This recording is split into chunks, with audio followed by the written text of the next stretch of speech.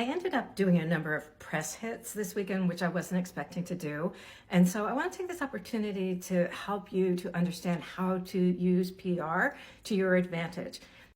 This will be particularly helpful for authors, but it's really the same kind of information really just about anybody could use.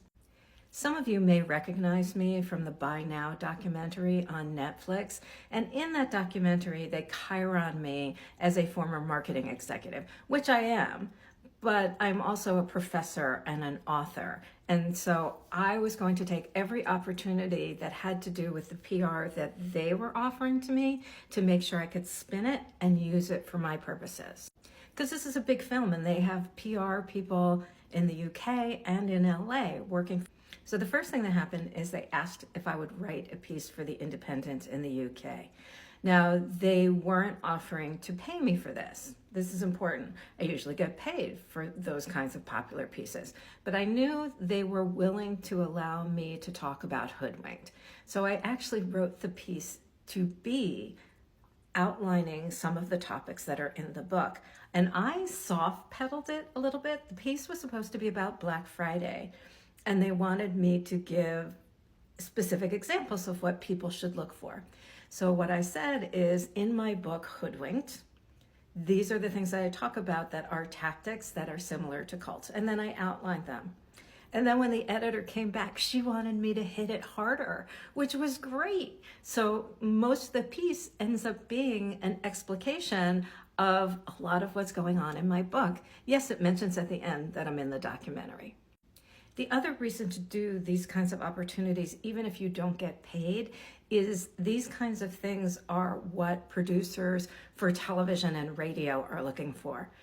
The Independent piece is how NPR Marketplace found me, and so I did a radio interview with them. And then also the CBC, the Canadian Broadcasting Corporation, I did a live shot with them. Now, what was great about that was not only did they talk about me as being a marketing expert and the author of Hoodwinked, they also actually had a cover of the book in the spot.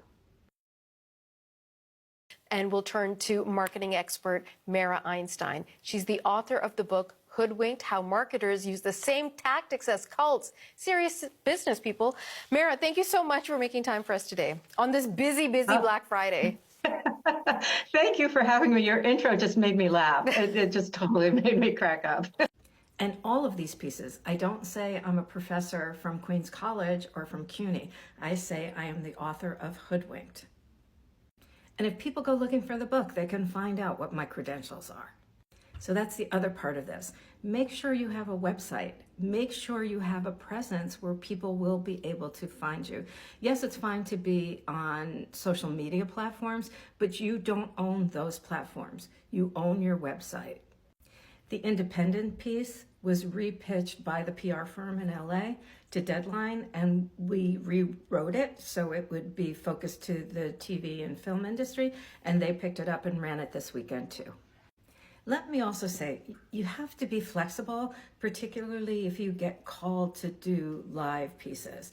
So CBC, for instance, I was supposed to do that at 10:30 in the morning, and I got booked for the Prime Minister.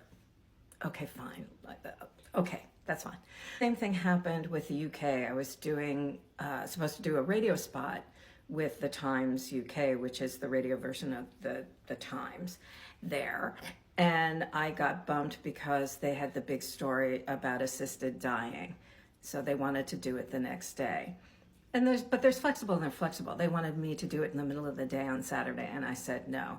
So they were willing to record it. And again, here too, this was supposed to be connected to Buy Now, and I spun it while I was talking to them to talk about Hoodwinked because it was ultimately tied to Black Friday, which ultimately gets it tied to my work about deceptive marketing tactics.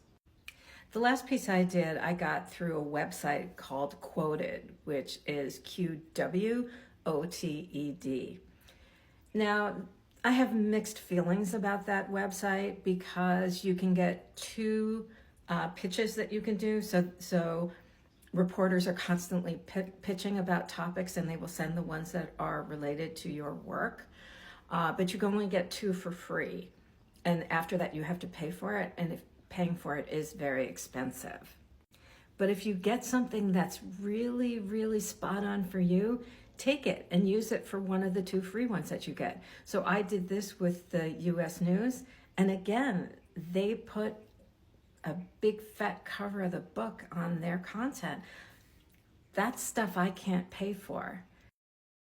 One of the things that I talk about in my book, Hoodwinked, is about how marketers use the same tactics as cults. And one of the key tactics is to recruit people when they're vulnerable. Marketers do the exact same thing. When they're looking to create awareness for a product, they're trying to find people who are vulnerable. One last thing you can consider. There used to be something called HARO, Help a Reporter Out. That no longer exists. But the person behind it, Peter Shankman, has created something called SOS, and I believe it stands for Source of Sources. And you can sign up for that for free, and that will send to your email box twice a day any kind of pitches that our reporters are doing, and just check it out and see if they're doing something related to your work. So in sum, my advice is this. If somebody offers you an opportunity to write something for free, and it's in a big enough outlet that it will open you up to other opportunities, consider doing that. The second thing is be as flexible as possible, particularly if you're going to do live events. Third thing is make sure you have a website. You don't have to do anything fancy or spend a lot of money on it. I like Squarespace, that's just me, but make sure that once people see your name, they have a place to go and follow up, because the first thing they're going to do is make sure that you're legit even after they see the piece in whatever publication you've written for. And then after anything runs, if you are connected to the reporter or the producer or anybody who is connected in giving you that press, when you post it to social outlets, make sure you thank them too.